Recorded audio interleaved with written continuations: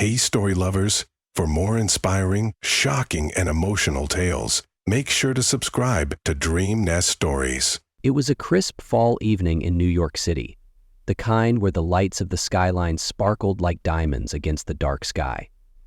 A prestigious charity gala was in full swing at the Plaza Hotel, attracting dignitaries, celebrities, and influential figures from all walks of life.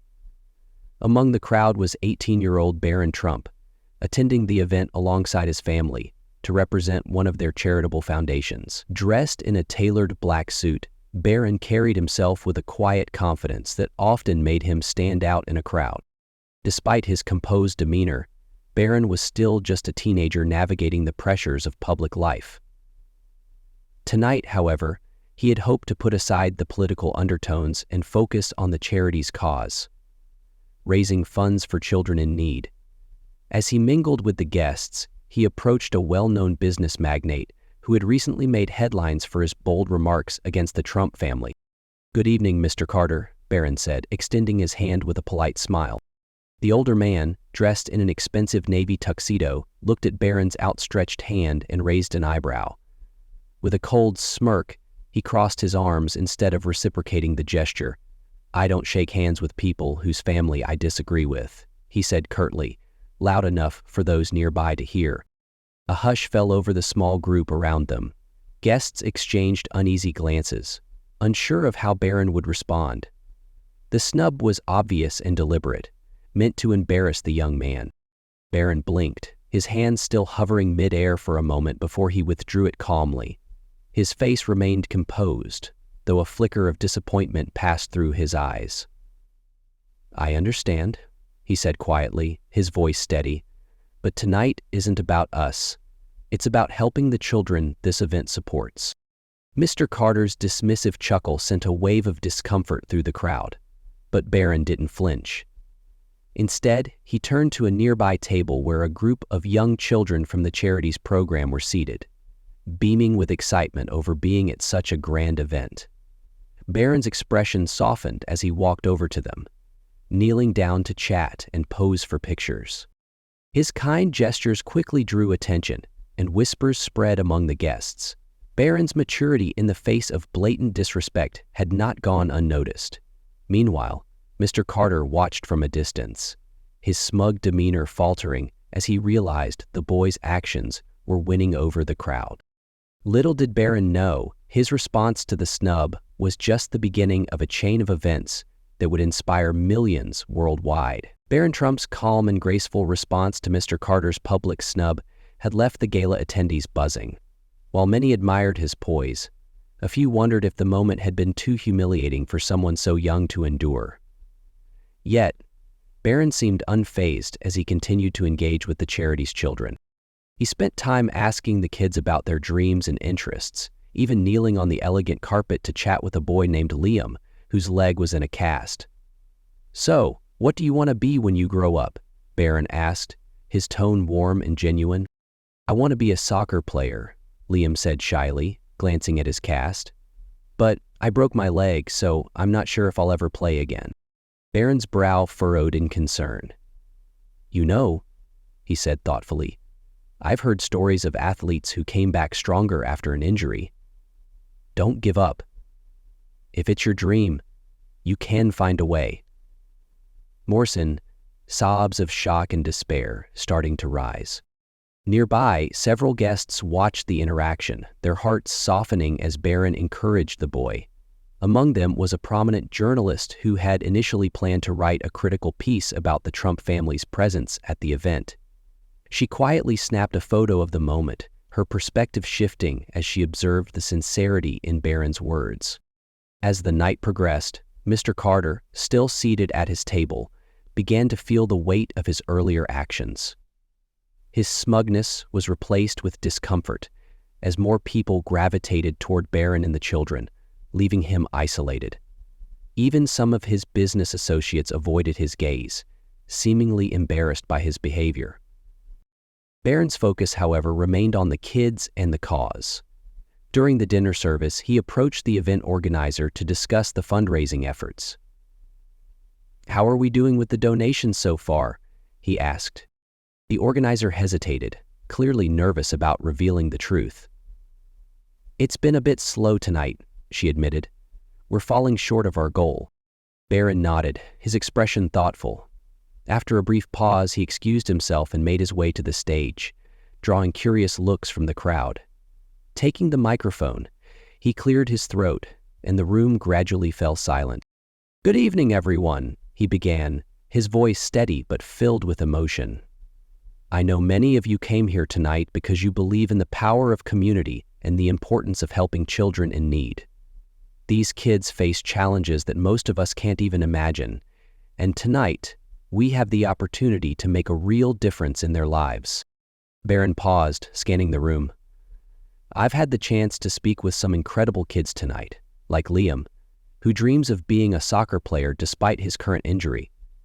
Their resilience and hope inspire me, and I hope it inspires all of you as well. So, I'd like to personally pledge $50,000 to this cause, and I challenge each of you to contribute what you can.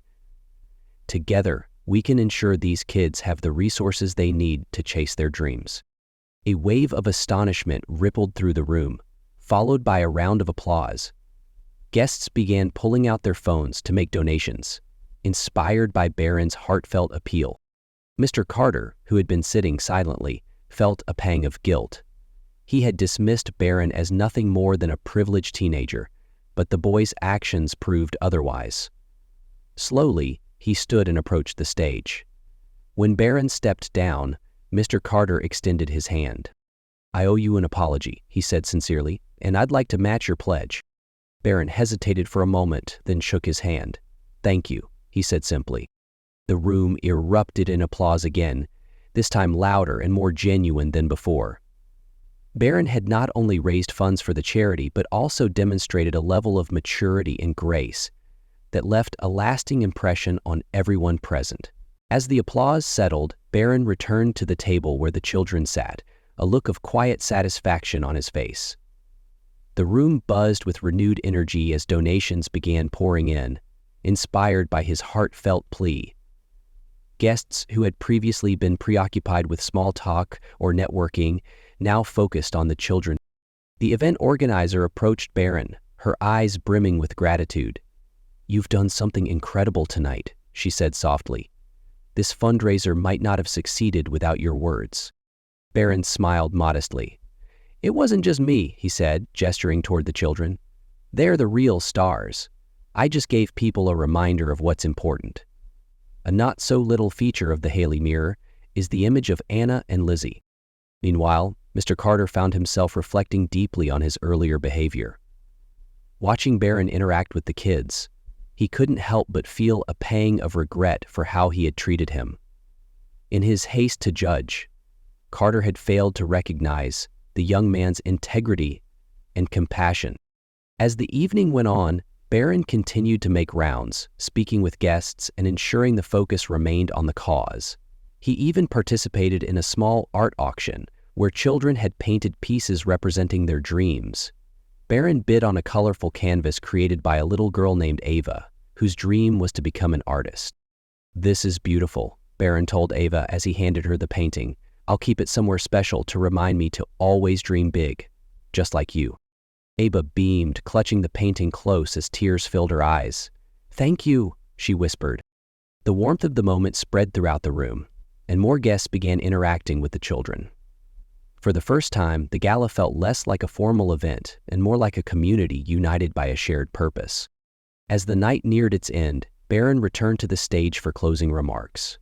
The fundraiser had far exceeded its goal, with donations pouring in from not only the guests, but also from individuals inspired by social media posts shared throughout the evening.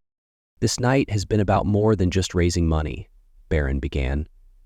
"It's been about showing these kids that they matter, that their dreams matter, and that they are not alone. I want to thank everyone here for stepping up and making a difference."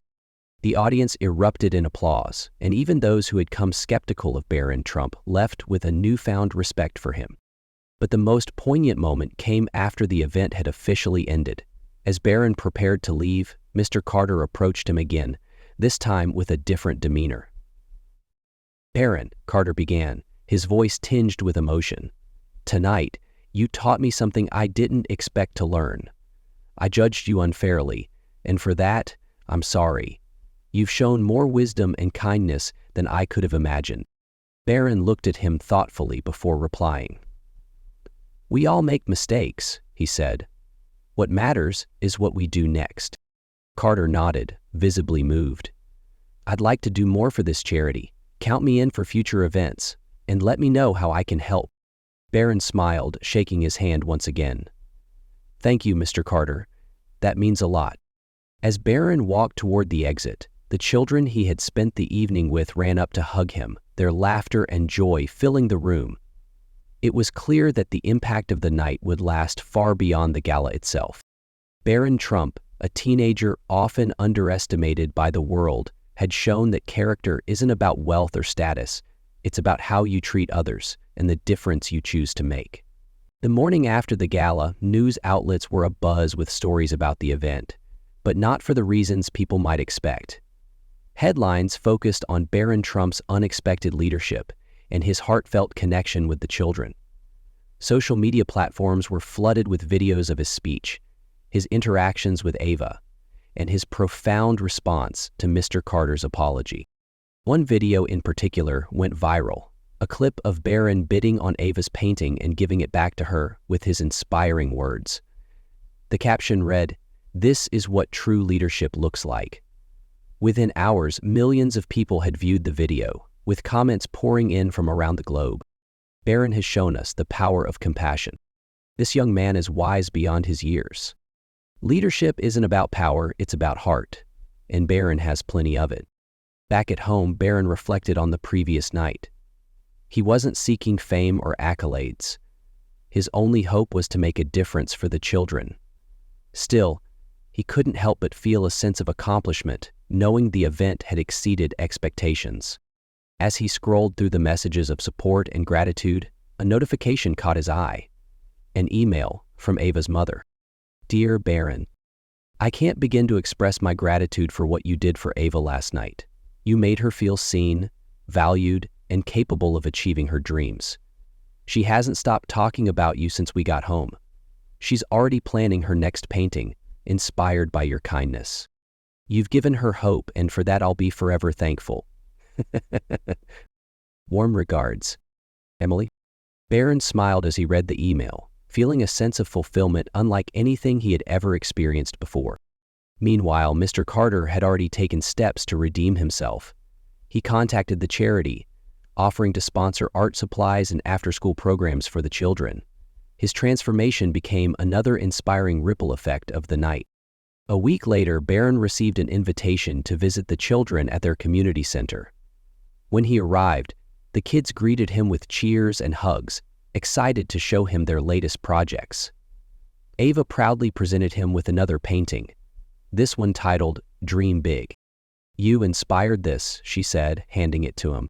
Barron looked at the painting, his chest swelling with pride. "No, Ava," he replied. "You inspired this. And don't ever forget it." The visit wasn't just a feel-good moment. It turned into a turning point for the community. With renewed attention and resources, the charity expanded its programs, offering more children the chance to dream, learn, and grow. As Barron left the center, a reporter approached him, eager for a comment. "Barron, the world has been watching you. Do you have anything you'd like to say to everyone inspired by your actions?" Barron thought for a moment before responding. "Kindness doesn't cost anything, but its impact can be priceless. If my actions encouraged even one person to do something good, then it's all worth it." The reporter smiled, clearly moved. "Thank you, Barron." Over the following months, Barron continued to work quietly behind the scenes, supporting the charity and encouraging others to contribute. He turned down interviews and declined offers to make public appearances, choosing instead to let his actions speak for themselves. And speak they did. Barron Trump's story became a beacon of hope, proving that no matter who you are or where you come from, one person can make a profound difference. In a world often divided, his compassion brought people together. And for the children whose lives were forever changed, Barron wasn't just a guest at a gala. He was a hero who showed them that they mattered.